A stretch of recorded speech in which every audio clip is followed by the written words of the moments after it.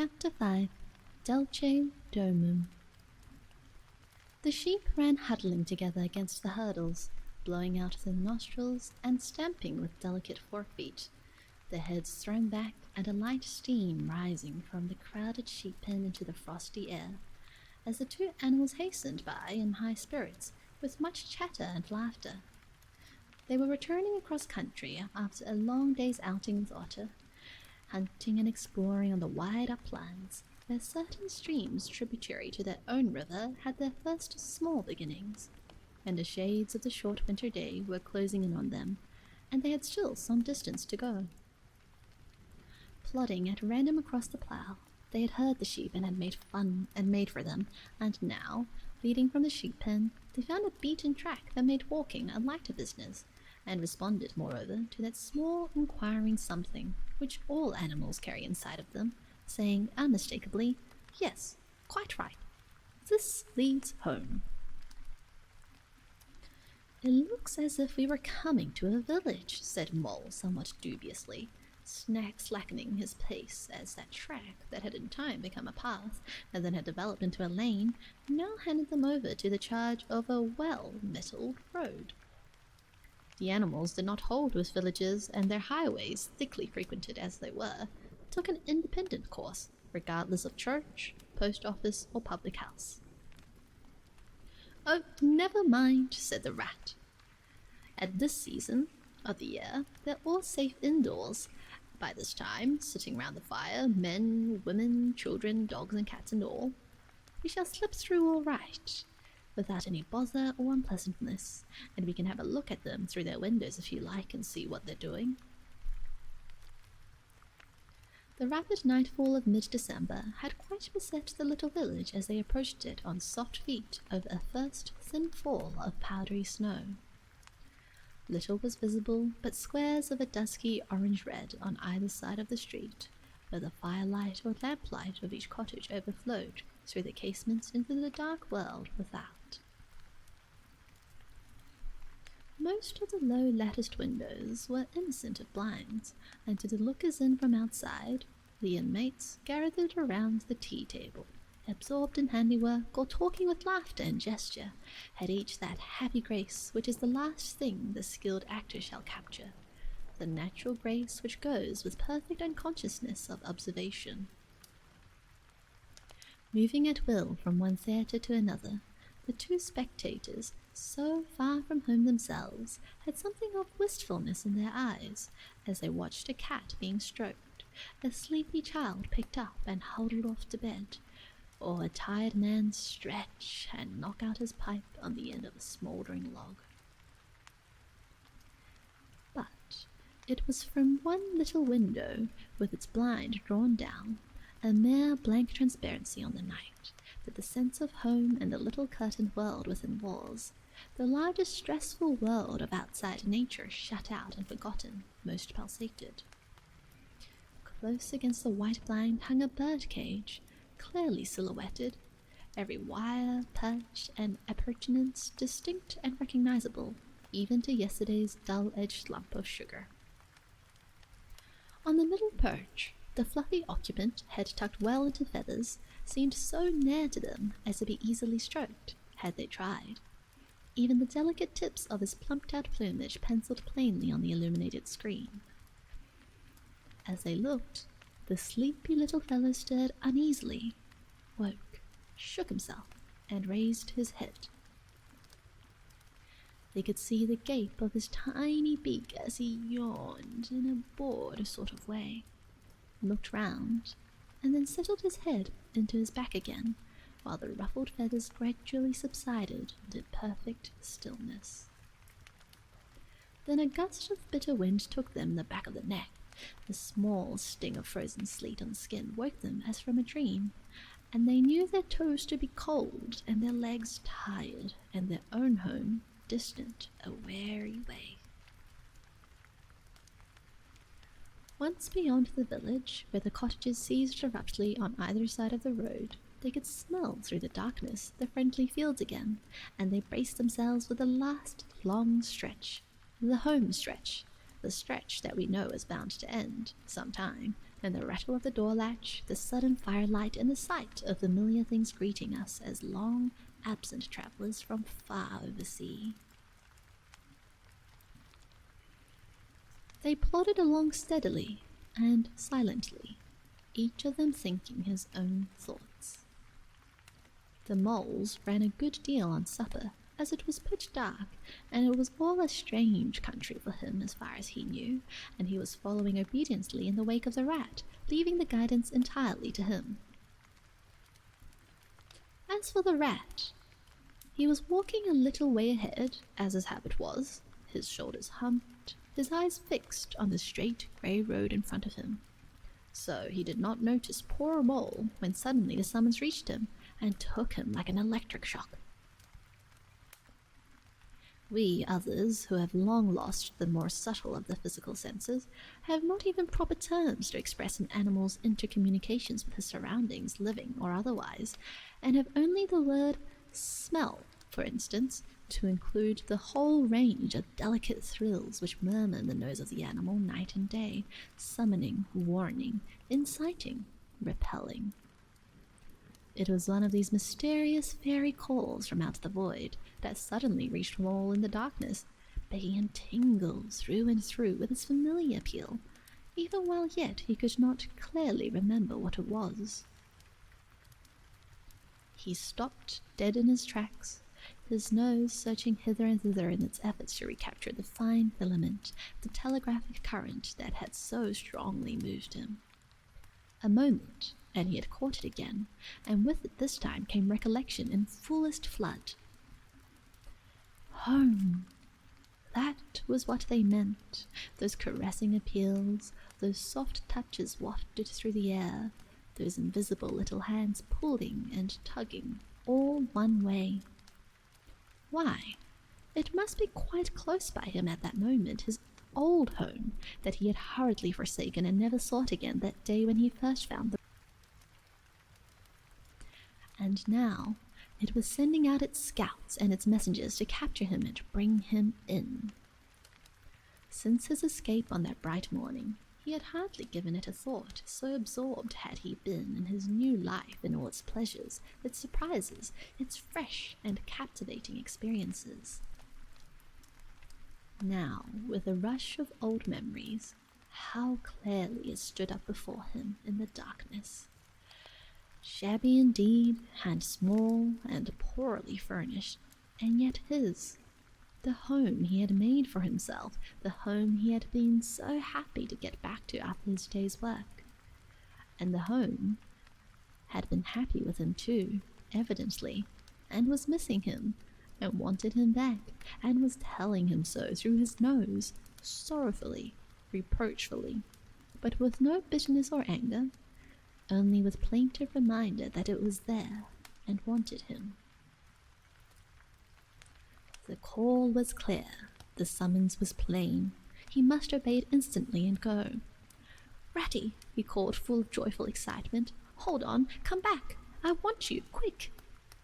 "Oh, come along, Mole, do," replied the rat cheerfully, still plodding along. "Please stop, Ratty," pleaded the poor Mole in anguish of heart. "You don't understand. It's my home, my old home. I've just come across the smell of it, and it's close by here, really quite close. And I must go to it, I must. Oh, come back, Ratty, please, please come back." The rat was, by this time, very far ahead, too far to hear clearly what the mole was calling, too far to catch the sharp note of painful appeal in his voice. And he was much taken up with the weather, for he too could smell something suspiciously like approaching snow. "Mole, we mustn't stop now, really," he called back. "We'll come for it tomorrow, whatever it is you've found, but I daren't stop now. It's late, and the snow's coming on again, and I'm not sure of the way. And I want your nose, Mole, so come on quick, there's a good fellow."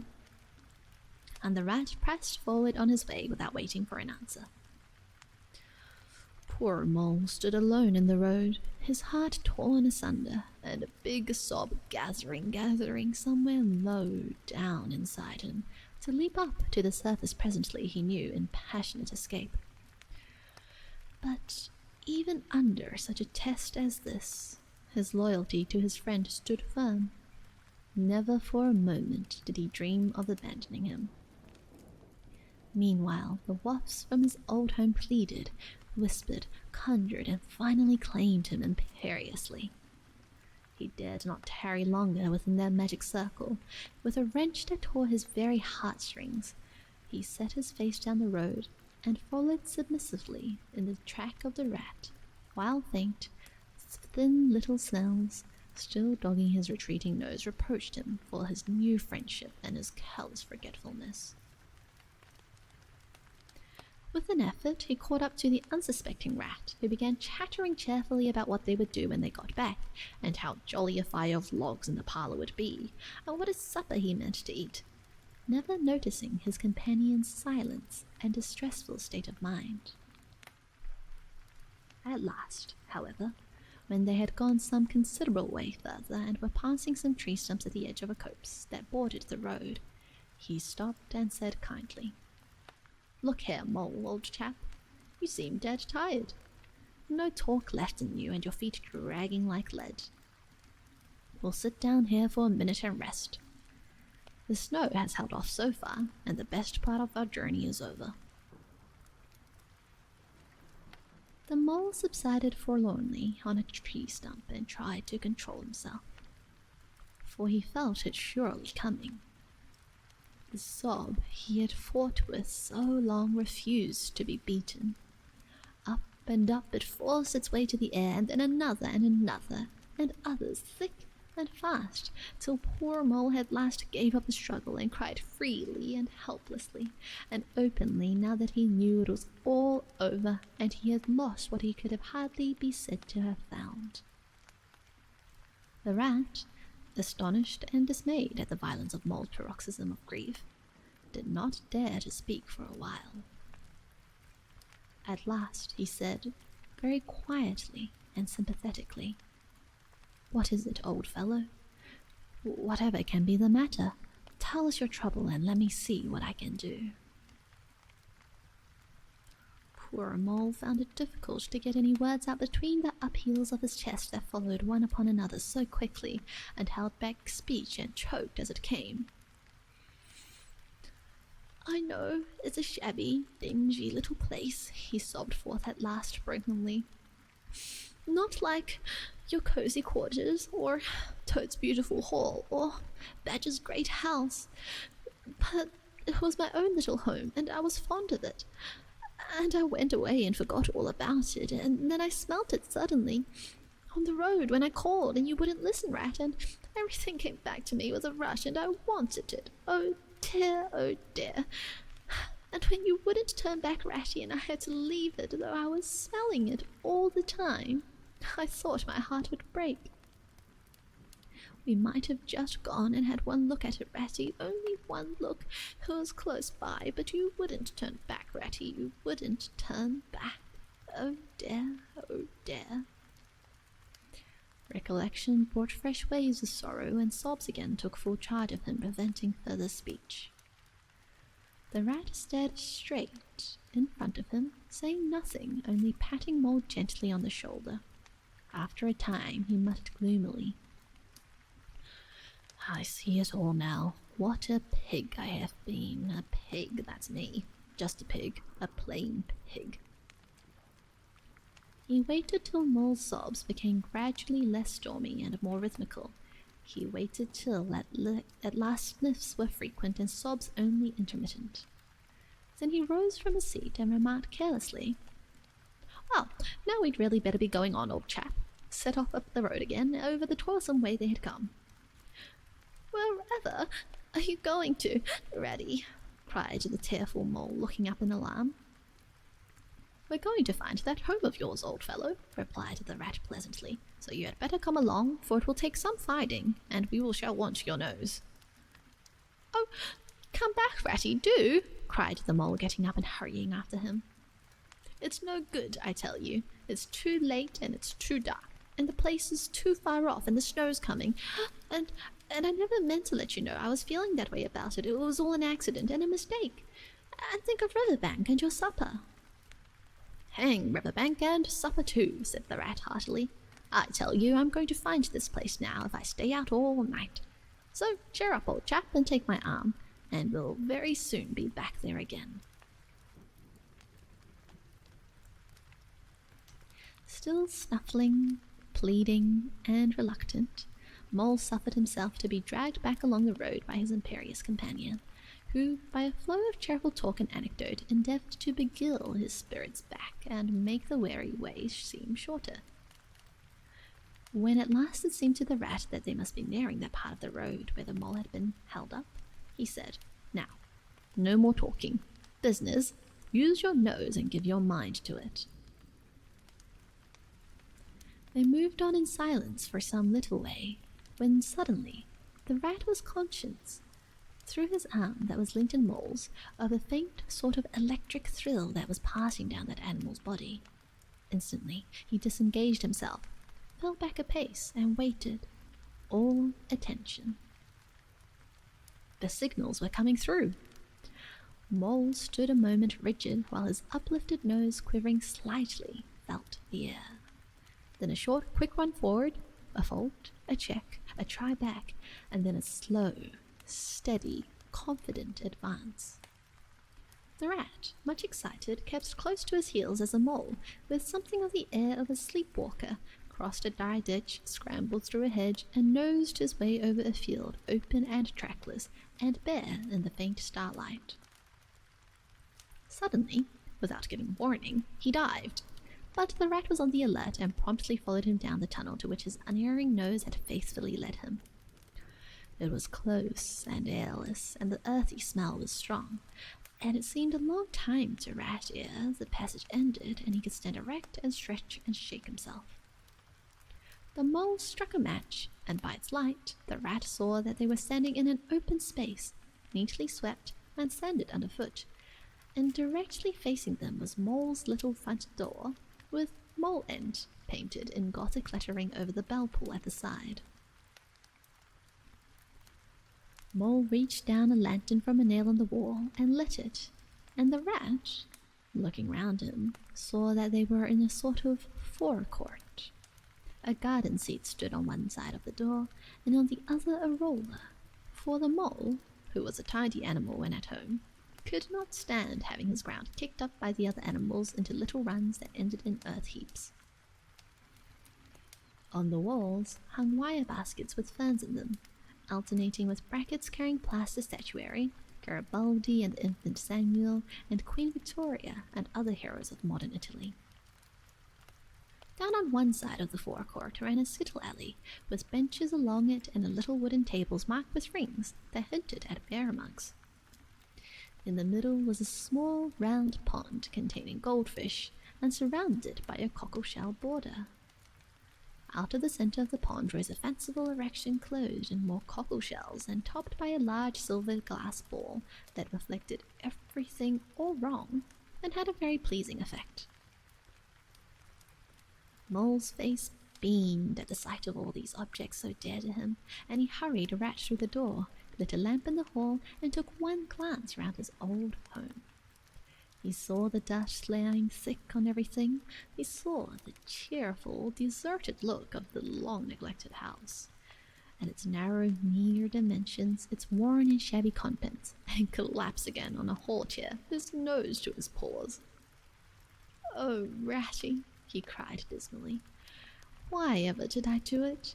Why did I bring you to this poor, cold little place on a night like this, when you might have been at a riverbank by this time, toasting your toes before a blazing fire with all your own nice things about you?" The rat paid no heed to his doleful self-reproaches. He was running here and there, opening doors, inspecting rooms and cupboards, and lighting lamps and candles and sticking them up everywhere. "What a capital little house this is," he called out cheerily.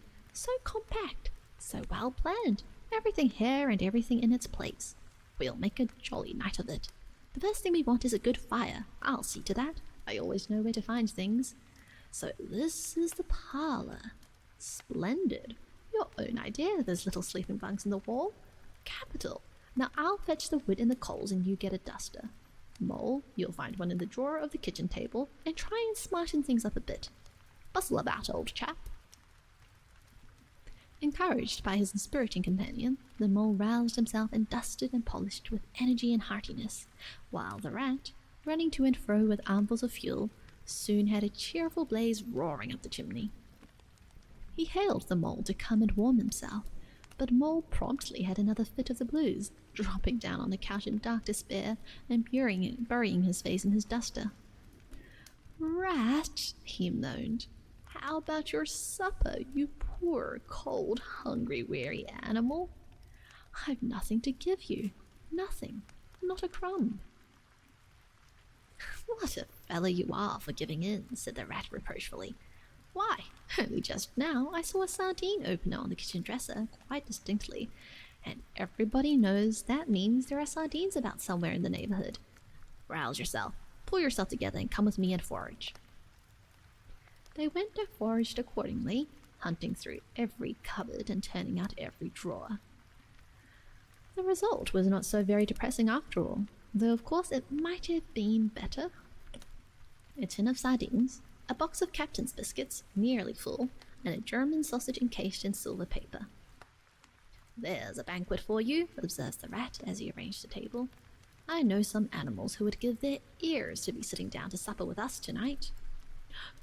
"No bread," groaned the mole dolorously. "No butter, no pâté de foie gras, no champagne," continued the rat, grinning. "And that reminds me, what's that little door at the end of the passage? Your cellar, of course. Every luxury in this house. Just you wait a minute." He made for the cellar door and presently reappeared, somewhat dusty, with a bottle of beer in each paw and another under each arm. "Self-indulgent beggar you are, Mole. He observed. "Deny yourself nothing. This is really the jolliest little place I was in.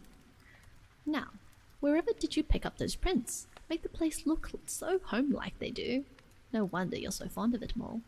Tell us all about it and how you came to make it what it is."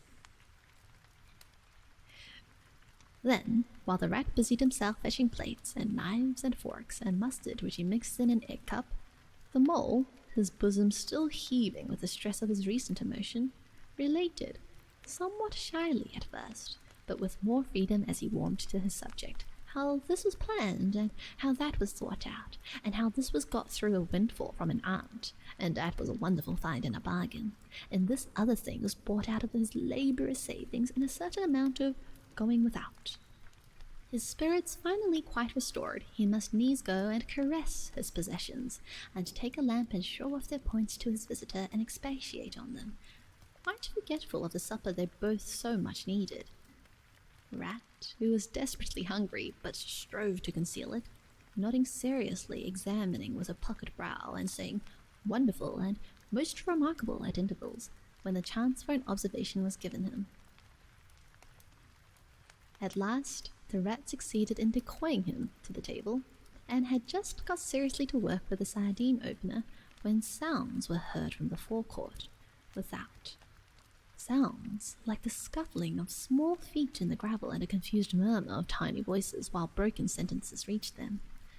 "Now, all in a line, hold the lantern up a bit. Tommy, clear your throats first, no coughing after I say 1, 2, 3. Where's young Bill? Here, come on, we're all awake." "What's up?" inquired the rat, pausing in his labours. "I think it must be the field mice," replied the mole with a touch of pride in his manner. "They go around carol singing regularly at this part of the year. They're quite an institution in these parts, and they never pass me over. They come to Moreland last of all, and I used to give 'em hot drinks and supper too sometimes, when I could afford it. It will be like old times to hear them again." "Let's have a look at them," cried the rat, jumping up and running to the door. It was a pretty sight, and a seasonable one, that met their eyes when they flung the door open. In the forecourt, lit by the dim rays of a horn lantern, some 8 little field mice stood in a semicircle, red worsted comforters round their throats, their forepaws thrust deep into their pockets, their feet jigging for warmth. With bright, beady eyes, they glanced shyly at each other, sniggering a little, sniffing, and applying coat sleeves a good deal. As the door opened, one of the elder ones that carried the lantern was just saying, "Now then, 1, 2, 3, and forthwith their shrill little voices uprose on the air, singing one of the old-time carols that their forefathers composed in fields that were fallow and held by frost, or when snowbound in chimney corners and handed down to be sung in the miry street to lamplit windows at Yule-time. Villages all this frosty tide, let your doors swing open wide, the wind may follow and snow beside, yet draw us in by your fire to bide, joy shall be yours in the morning. Here we stand in the cold and the sleet, blowing fingers and stamping feet, come from far away you to greet, you by the fire, and we in the street, bidding you joy in the morning. For ere one half of the night was gone, sudden a star has led us on, raining bliss and venison, bliss tomorrow and more anon, joy the every morning. Goodman Joseph toiled through the snow, saw the star o'er a stable low, Mary she might not further glow, welcome thatch and litter below, joy was hers in the morning. And then they heard the angels tell, who were the first to cry Noel? Animals all, as it befell, in the stable where did they dwell. Joy shall be theirs in the morning. The voices ceased. The singers, bashful but smiling, exchanged sidelong glances, and silence succeeded, but for a moment only. Then, from up above and far away, down the tunnel that they had so lately travelled was borne to their ears in a faint musical hum, the sound of distant bells ringing a joyful and clangorous peal. "Very well sung, boys," cried the rat heartily. "And now, come along in, all of you, and warm yourself by the fire and have something hot." "Yes, come along, field mice," cried the mole eagerly. "This is quite like old times. Shut the door after you, pull up that settle to the fire. Now you just wait a minute while we—" "Oh, Ratty," he cried in despair, plumping down on his seat with tears impending. "Whatever are we doing? We've nothing to give them." "You leave all that to me," said the masterful rat. "Here, you with the lantern, come over this way. I want to talk to you. Now tell me, are there any shops open at this hour of the night?" "Why, certainly, sir," replied the field mouse respectfully. "At this time of the year, our shops keep open to all sorts of hours." "Then look here," said the rat. "You go off at once, you and your lantern, and you get me—" Here much muttered conversation ensued, and the mole only heard bits of it, such as "fresh, mind. No, a pound of that will do. See you get ʟɪᴏs, for I won't have any other. No, only the best. If you can't get it there, try somewhere else. Yes, of course, homemade, no tinned stuff. Well then, do the best you can." Finally, there was a chink of coin passing from paw to paw. The field mouse was provided with an ample basket for his purchases, and off he hurried, he and his lantern.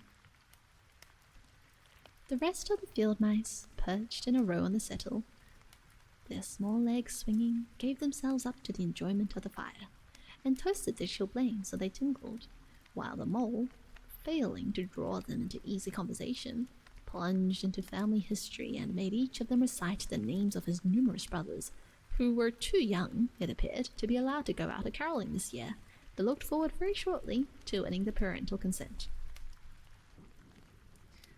The rat, meanwhile, was busy examining the label on one of the beer bottles. "I observed these to be Old Burton," he remarked approvingly. "Sensible mole, the very thing. Now, we shall be able to mull some ale. Get the things ready, mole, while I draw the corks." It did not take long to prepare the brew and thrust the tin heater well into the red heart of the fire, and soon every field mouse was sipping and coughing and choking, for a little mulled ale goes a long way, and wiping his ears and laughing and forgetting he had ever been cold in his life. "They act plays too, these fellows," the mole explained to the rat.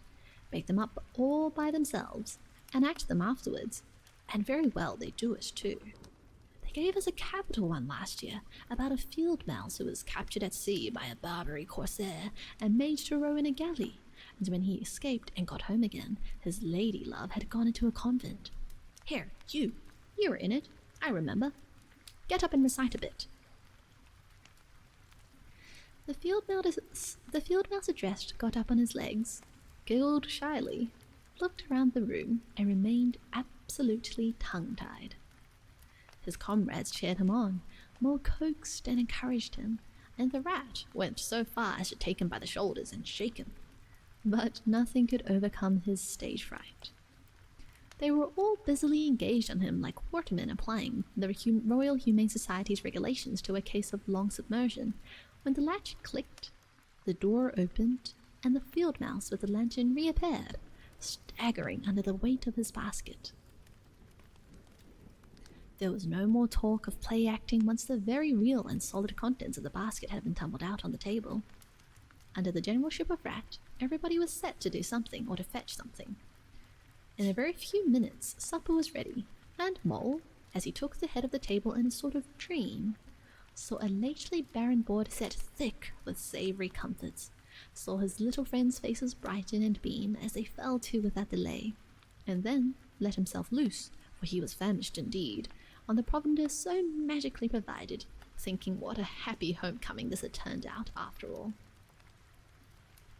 As they ate, they talked of old times, and the field mice gave him the local gossip up to date, and answered as well as they could the 100 questions he had asked them. The rat said little or nothing, only taking care that each guest had what he wanted, and plenty of it, and that Mole had no trouble or anxiety about anything. They clattered off at last, very grateful and showering wishes of the season, with their jacket pockets stuffed with remembrance for their small brothers and sisters at home. When the door had closed on the last of them, and the chink of the lanterns had died away, Mole and Rat kicked the fire up, drew their chairs in, brewed themselves a last night cup of mild ale, and discussed the events of the long day. At last, the rat, with a tremendous yawn, said, "Mole, old chap, I'm ready to drop. Sleepy is simply not the word. That your own bunk over on that side? Very well then, I'll take this. What a ripping little house this is. Everything so handy." He clambered into his bunk and rolled himself well up in the blankets, and slumber gathered him forthwith as a swathe of barley is folded into the arms of the reaping machine. The weary Mole also was glad to turn in without delay, and soon had his head on his pillow in great joy and contentment. But ere he closed his eyes, he let them wander round his old room, mellow in the glow of the firelight that played or rested on familiar and friendly things which had long been unconsciously a part of him, and now smilingly received him back without rancour.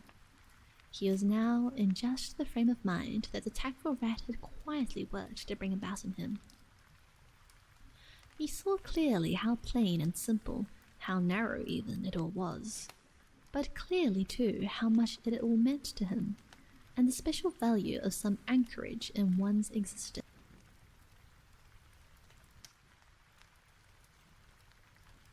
He did not at all want to abandon the new life and its splendid spaces, to turn his back on sun and air and all they offered him, and creep home and stay there. The upper world was all too strong. It called to him still, even down there, that he knew he must return to the larger stage. But it was good to think he had this to come back to, this place which was all his own. These things which were so glad to see him again, and could always be counted upon for the same simple welcome.